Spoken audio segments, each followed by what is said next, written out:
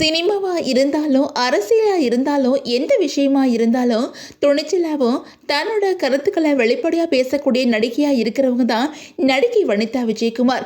Social மீடியாவில் எப்போவுமே ஆக்டிவாக இருக்கிற இவங்க பேசுகிற பல விஷயங்களும் சோசியல் மீடியாவில் வைரல் ஆகும். அதனால ரசிகர்கள் இவங்களுக்கு வைரல் ஸ்டார் அப்படிங்கிற பட்டத்தையுமே வழங்கியிருக்காங்க. இப்போ வனிதா குக்கு வித் கோமாளி நிகழ்ச்சி பற்றியும் ரோஜா பற்றியும் சொன்ன விஷயம் சோசியல் மீடியாவில் பரபரப்பாக ஏற்படுத்தியிருக்குது. அதாவது நடிகை வனிதா விஜயகுமார் ரோஜா குக்கு வித் கோமாளி ஷோல நடுவராக இருக்க தகுதியே இல்லை அப்படின்னு சொல்லிட்டு ஒரு சேனலுக்கு பேட்டி கொடுத்திருக்காங்க.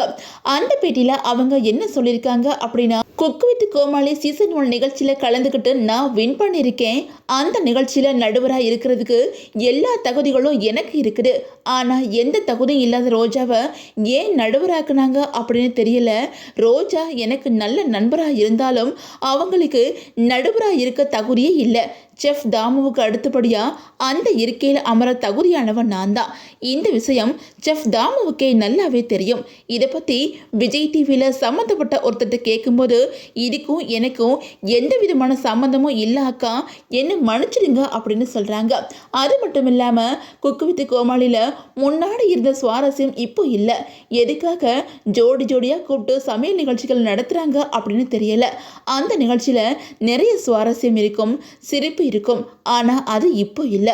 அது மட்டும் இல்லாமல் நான் தான் விஜய் டிவி மெட்டீரியல். ஆனால் வேறு சேனலில் இருந்து வந்த கௌசிக் எப்படி விஜய் டிவி மெட்டீரியல் ஆக முடியும்? அவரையே இந்த நிகழ்ச்சியில் நடுவராக வச்சாங்க அப்படிங்கிறது எனக்கு புரியலை அப்படின்னு சொல்லிட்டு நடிகை வனிதா விஜயகுமார் அந்த பேட்டியில் பேசியிருக்கிறாங்க. இப்போ வனிதாவோட இந்த பேட்டி சோசியல் மீடியாவில் வைரலாகி வந்துகிட்டு இருக்குது.